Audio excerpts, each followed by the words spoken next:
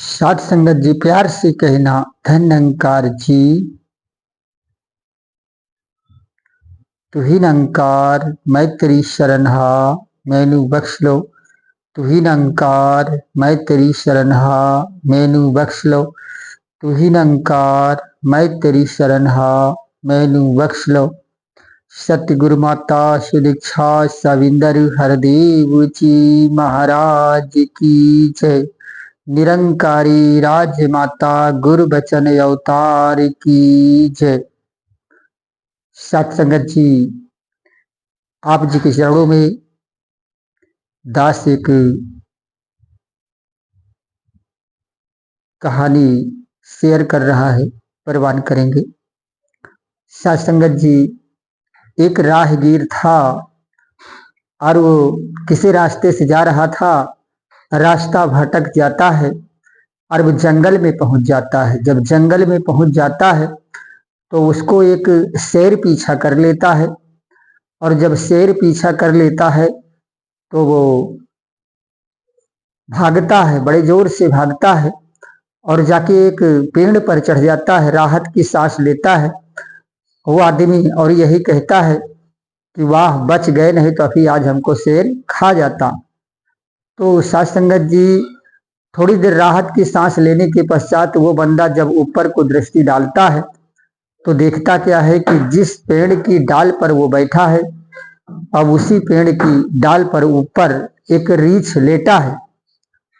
अब वो बहुत परेशान होता है कि हे भगवान, हम इस शेर से तो बच गए, लेकिन अब जिस पेड़ पर हम चढ़े हैं, जिस डाल पर बैठे हैं, इसी पर रीछ बैठा है और रीछ हमको खा जाएगा।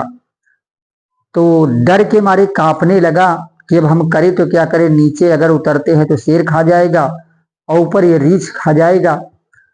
तो उस इंसान के भाव देख करके रीछ कहता है कि हे मानो, हमारी शरण में जो आ जाता है उसका मैं भक्षण नहीं करता, आप डरे नहीं। तो उसको बड़ा सुकून मिलता है कि ये रीछ से हमें कोई खतरा नहीं है। काफी देर तक दोनों उसी डाल पर बैठे रहे और शेर जो है पेड़ के इर्द गिर्द घूम रहा था, हटने का नाम नहीं ले रहा था। तो रीछ इंसान से, उस मानव से कहता है कि अरे भैया, ये शेर हटने का नाम नहीं लेता है और काफी समय हो गया है, और ऐसा करे कि थोड़ी देर आप विश्राम कर ले इसी डाल पर बैठे बैठे, और हम पहरेदारी कर रहे हैं और हम देख रहे हैं।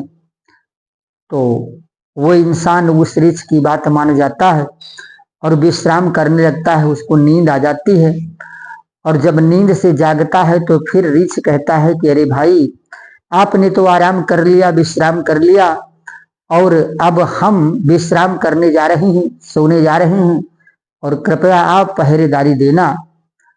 तो साध संगत जी, वो जब रीछ पहरेदारी दे रहा था तो उस शेर ने रीछ से कहा था कि अरे रीछ, अरे तू अरे तू पशु है और मैं पशु हूं, और ऐसा कर कि इस मानो को धक्का दे दे और मानो नीचे आ जाएगा और हम कुछ खा लेंगे, कुछ तेरे लिए छोड़ देंगे। रीछ से कह रहा है क्योंकि आदमी सो रहा है। तो रीछ कहता है नहीं भाई, ये हमारी शरण में आया है और मैंने इसको वादा किया है, मैं इसको धक्का नहीं मारूंगा। और साधु जी देखो, तो पुनः जब वो इंसान जागता है तो रीछ कहता है फिर कि भाई, अब हम आराम करने जा रहे हैं, सोने जा रहे हैं, तुम पहरेदारी करना। तो होता क्या है कि वही शेर उस आदमी से कहता है कि वो शेर जो है आदमी से कहता है, क्योंकि रीछ सो रहा है और आदमी पहरेदारी दे रहा है, तो मानो से कहता है कि अरे यार, तू तो मानो है और इस रीछ को झटका मार दे, धक्का मार दे, नीचे आ जाएगा और हम इसका भक्षण कर लेंगे, अपने रास्ते चले जाएंगे, तेरा रास्ता खाली हो जाएगा, तू अपने घर चले जाना। तो देखो, वो इंसान दगा कर गया उस रीछ के साथ में, और उसने जो डाल को हिलाया, झटका मारा, तो रीछ का हाथ जो है डाल से छूट जाता है, फिसल जाता है, और वो ऊपर से नीचे को आ रहा था लड़खड़ाते हुए। तो वो एक डाल को पकड़ लेता है, यानी थम जाता है, नीचे आने से बच जाता है वो। तो रीछ ने कहा, रीछ ने क्या करेगा फिर, क्योंकि जो दगा करता है तो उसके साथ क्या होता है। रीछ ने यही सोचा कि देखो हमने इसके प्राण बचाए, चाहते तो हम इसको खा जाते, लेकिन मैंने इसकी रक्षा किया, ये हमारे साथ में दगा किया। फिर उस रीछ ने उस इंसान को मार दिया।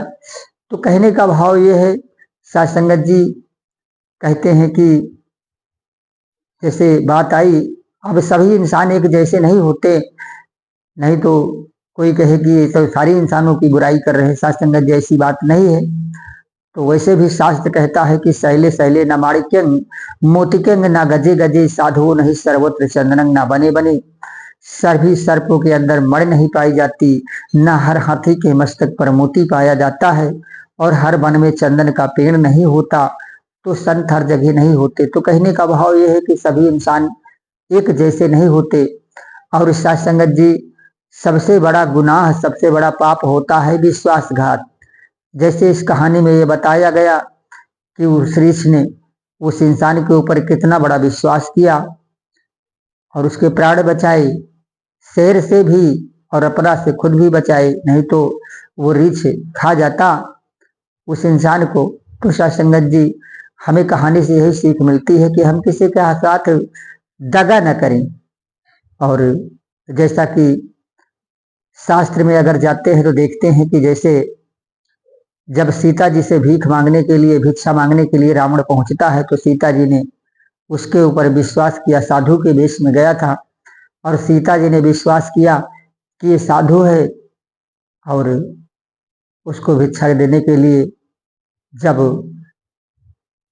लक्ष्मण ने जो लक्ष्मण रेखा खींची थी, उसके बाहर जब कदम बढ़ाने की कोशिश किया अंदर सीता जी को उठाने के लिए रावण, तो अग्नि जलने लगी।